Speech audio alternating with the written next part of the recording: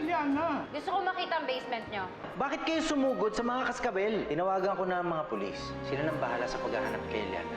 Posibleng sa ibang lugar din na ng mga kaskabel sa Iliana. Pero hanggang wala tayong matibay na ebidensya, nananatiling inosente ang mga kaskabel. May kinalaman ka ba sa pagkawala ni Iliana? Pati ba naman ikaw, ako ang pagbibintangan mo? Ano tong sinasabi ni Emma na inampo niya daw si Eliana at pinatira dito sa basement ng shop? Bakit wala akong alam? Palabasin niyo na po ako dito. Hindi ako naman yung patay sa lola mo. Manigas ka dyan. Ikaw ang pinakamatagal na mas nakakilala kay Iliana. Kaya naniniwala ako sa mga sinasabi mo. Magtulungan tayo para hanapin si Iliana. Sigurado ka ba sa binabalak mo na, ha? Sundin mo lang ang mga sinabi ko. Walang niya ka, tatakasan mo pa ako. Lumalabas na. Susundan mo, ah! Tatakasan mo pa ako? Nade-delay ang trabaho dahil dyan sa Eliana na yan. Sabihin na lang natin. Model lang pala hinahanap niyo, di ba? Andito ako. Hoy! Bawal ang tao dito. Hindi ko kasi alam tong lugar na to. Eh, wala naman eh. Pasok, Julian! Eliana! Julian! Okay ka lang? Pinaman mo ako, Julian.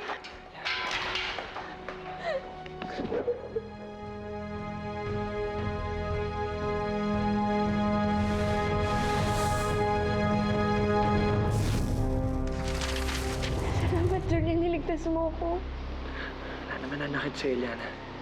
Nandito na ako. Okay.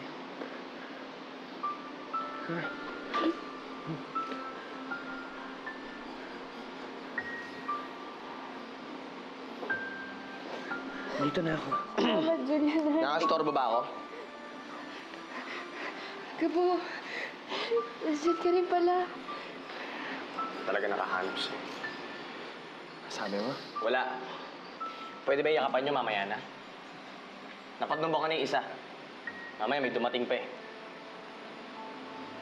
Tara na. Sige na. Ako bahala sa'yo. Okay? Tara.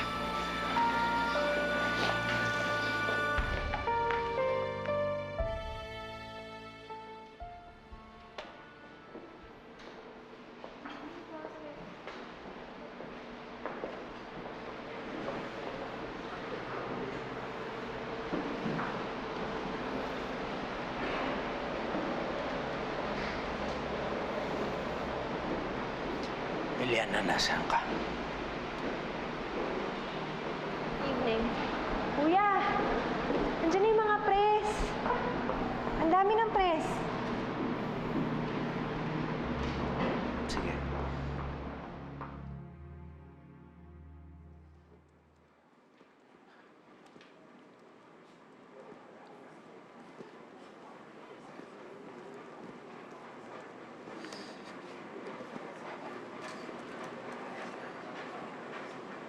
Isabel, pwede ba kita makausap? Marami akong ginagawa. Pala. Para sa'yo. Basti, sinabi ko na marami akong ginagawa.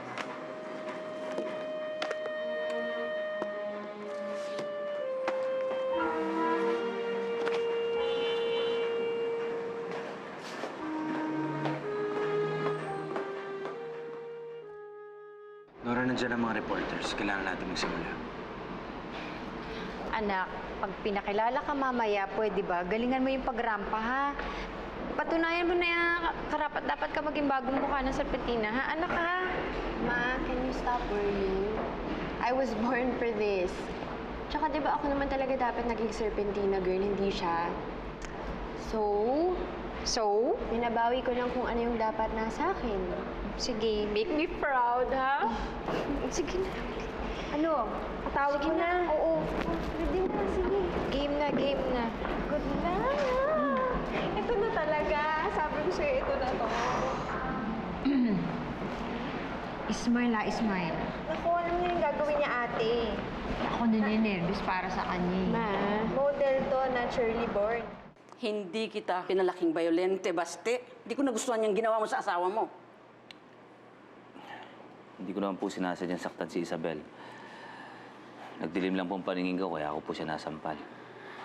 Sa ginawa mong yan, alam mo ba, lalong lalayo sa'yo ang asawa mo. At saka, magiging mas malapit kay Emma niyan. Di ba alam? nagsisisi na po ako, pero itong si Isabel naman po ay makipag-usap sa akin eh. Disuyuin mo, ligawan mo. Isipin mo kung anong pwedeng makapagpaligaya sa kanya, mga bagay na magugustuhan niya. Ginawa ko na po, pero itong si Isabel naman ang tumatanggi. Baka hindi naman yan ang gusto ni Isabel. Isipin mong mabuti. Ano kaya ang makakapagpasaya kay Isabel? Isipin mo.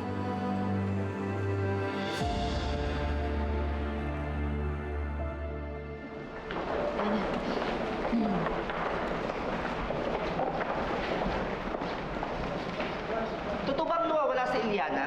Nakita ba siya? Sabi ng source ko, kinuha daw siya ng nanay niya. Can you confirm? Teka, Isa-isa lang yung mga tanong nyo. Hello? Totoo ang narinig nyo. Paano ang serpentina ngayon? Sino na magiging modelo ninyo? Huwag kayo mabahala. Kasi meron kaming bad news, meron din naman kaming good Salamat. news. Nawawala man si Eliana. Babalik din siya. Ano?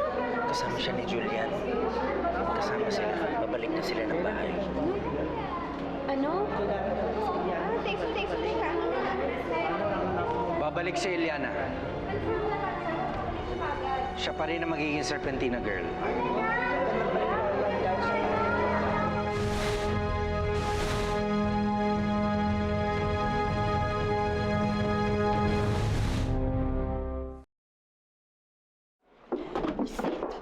Mga buwisit! Ay, ano ba?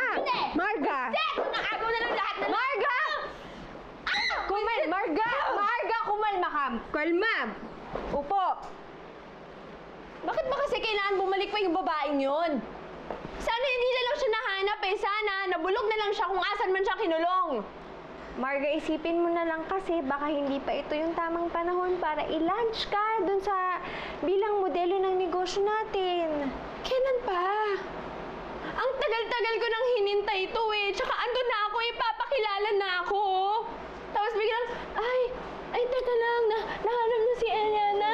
Hindi, ano ka ba naman? Baby girl, kasi ganito, isipin mo lang. Kung wari, ikaw talaga natuloy ka, pinakilala ka dun kanina bilang bagong modelo. O hindi ba parang nagmukha ka lang kapalit ni Eliana? Gusto mo ba yun? Siyempre hindi, di ba? Ikaw, pag ila-launch ka namin, hindi lang dun sa shop na maliit. Ikaw dapat sa mga Coliseum. Ganon, sa mga plaza. Yung maraming tao yung makakapunta. Kasi ganon ka eh. Kasi diba, kaganda-ganda. Kaganda-ganda, diba, baby girl? Oh. Hindi lang naman kasi yun yung kinakabuisit ko eh. Isipin mo sa lahat ng taong pwedeng lumigtas kay Eliana, si Julian pa. Asar na nga ako na sobrang close nila eh. Eh, syempre ngayon niligtas niya si Eliana, mas lalapit pa yung loob nila sa isa't isa. Ano ngayon? Ano ba naman to? Natakasan kayo? Napakatatangan nyo! Dalawang batang lalaki, naisahan kayo? Ha? Naisahan ako, ma'am. Bigla na lang po akong sinapak. Naisahan. Walang hiya, pinagbabantay kayo, binabayaran kayo. Inamin po sa akin ni Lola Aurora. Binayaran daw po niya yung babae para magpanggap na nanay ko. Alam daw po niya kasi nasasama ko pag may nagpakilalang nanay ko eh. Ano bang ginawa niya sa'yo? Sinaktan ka ba niya? Hindi naman po. Eh, anong gusto niya sa'yo? Bakit kanya kinuha kagabi? Ano pa ba? E di syempre para sabotahin yung negosyo. Kita mo nga yung malaking gulong nangyari nung nawala ito sa Eliana. Paano ngayon yan? Ngayon pa naman babalik na sana ang swerte sa buhay namin at sa negosyo? Nawala na naman? Kasalanan niyo lahat ito eh! Ma'am, babawi ho kami. Che! Isa ka pa! Babawi? Saan mo hahanapin ngayon yun? tiyak yun! Nagsusumbong na yon at idinidiin ako! Walang hiya kayo? Nako! Ang kapal ng mukha ng matandang kurorang yan, ha? Sasabihan ako, ididimanda ako for trespassing? Ha? Eh kung siya kaya kasuhan ko ng kidnapping? Huwag na, Nora. Lalo lang lalaki tong gulong to kapag pinaabot pa sa korte. Hindi. Kailangan matuto yung matandang yan. Inumpisahan niya ang gulo? Ha? Tatapusin ko! Tatapusin ko! Ma'am Nora, ako na po yung nakikiusap sa inyo. Huwag niyo na po sana i-demanda ang Lola Aurora ko. Kahit po kasi papaano, malaki utang na loob ko sa kanya. Kasi siya rin po yung nag-alaga sa akin nung bata pa lang po ako. Narinig mo na sinabi ng bata, Nora. Eliana, pinapangako ko sa'yo mula ngayon, hindi ka na magagalaw ni Ma'am Aurora.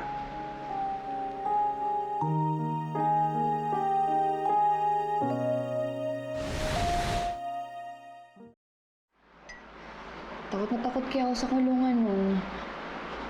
Akala ko nga hindi na ako makakalabas eh. Akala ko nga wala na makakahanap sa akin eh. Pwede ba naman yun? Lahat kaya kami nag-aalala para sa'yo. Lalo na ako. Hindi kaya mapakali ng mga ilang araw.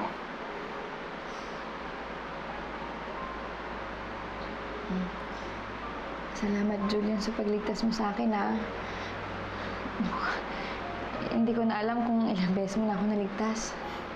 Wala yun. Kahit ilang beses pa kitang iligtas, kahit sang lupalop ka pa itago ng lola mo, hanapin kita. Ganun ka ka-espesyal sa akin, Eliana.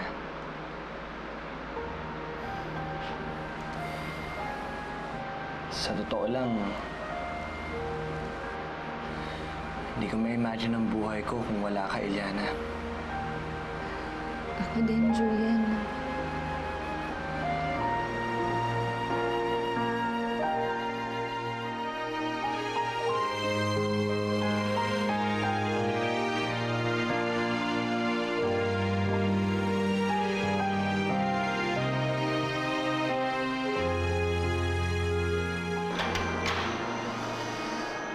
Kapal ng pagmumukha ng Julia. Ito pang isa. Hinanap mo na, niligtas mo na, nakipagsuntukan ka sa gwardya, wala man ang pa-thank you. Ikaw kasi gabot tatang-tanga ka eh. Tiwala ka pa kasi sa epal na Julian na yan. Sinong bida ngayon? Si Julian. Sino ba yan eh? Si Julian. Eh si Gabo, wala. Isang sidekick na wala man lang nakakapansin. Pulisit.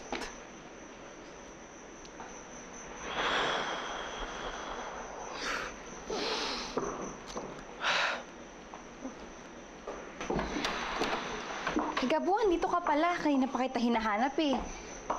Alis na rin ako kasi nahanap na ako ni Sir Samuel eh. Oh, sandali lang naman. Ano ba kailangan mo? Di ba ligtas ka na nakauwi? Niligtas ka na, di ba? Baka pwede naman na ako umuwi. Sandali lang, Gabo. Ano na naman? Alam mo lang ang pinangarap. Kung alam mo lang na ikaw lang ang tanging ligaya sa buhay. Salamat, ah. Salamat, Sam. Sinabi kasi sa akin ni Julian, na ikaw daw yung naging daan para mahanap ako. Sinabi din niya sa akin na hindi ka daw sumuko hanggat hindi ako nahahanap.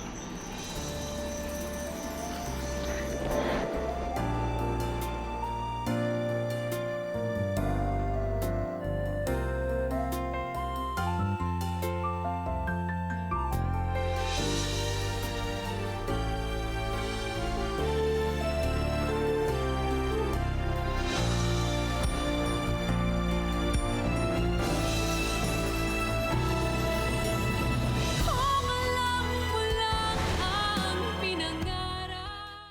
Panginoon, muli po ako nagpapasalamat sa inyo dahil hindi niyo po ako pinabayaan. Nagpapasalamat din po ako dahil binigyan niyo po ang kaibigan na kagaya ni Gabo at ni Julian. Maraming salamat po, Panginoon.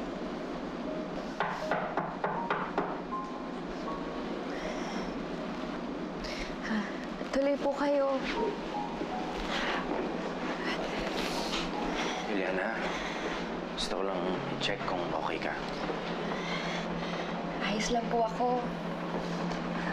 Mang Eman, nahihiya po ako sa nangyari sa akin. Pinag-alala ko po kayo ni Ma'am Nora dahil sa pagkawala ko. Huwag ka mahiya. Kung meron man dapat mahiya, yun na yan lola mo. Kung anong kalukuhan ang ginawa niya para makuha ka lang. Susunod, huwag ka magtitiwala kung kani-kanino. Maraming masamang tao, Eliana. Akala ko po kasi naharap ko na yung tunay kong nanay.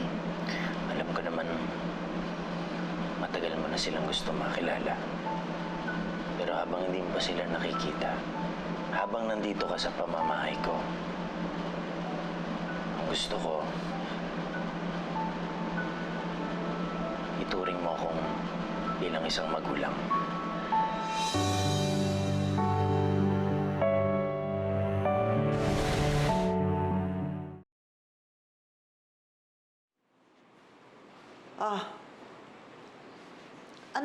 Bakit? Bakit? Ang daming trabaho sa opisina, pinauwi niyo ako rito. Anong importante? Ma'am, pakipirma na lang po rito. Ano to?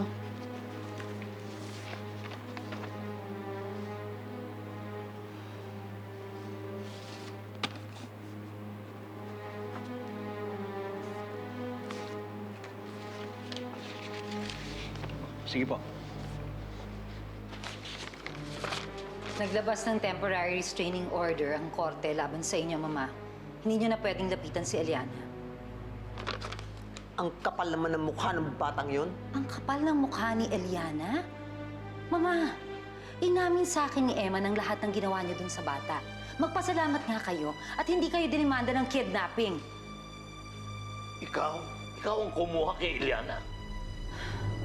Mama, nananahimik na si Eliana sa poder ni na Eman. Pabayaan niyo na siya.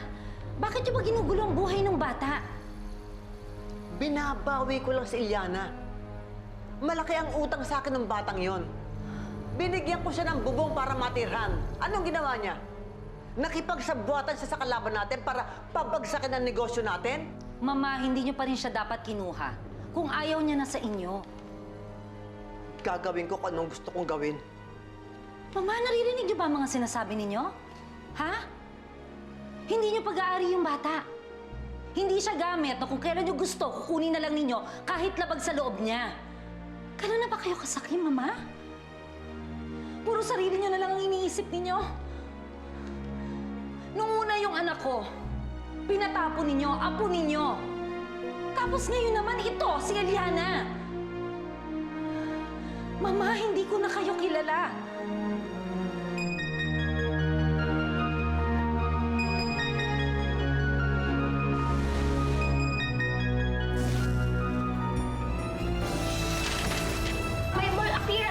Magbibihis na po ako. Ang dami mong nabitin na trabaho, kaya pwede ba doble kayo? Bilis! Kailangan natin si Eliana sa kumpanya.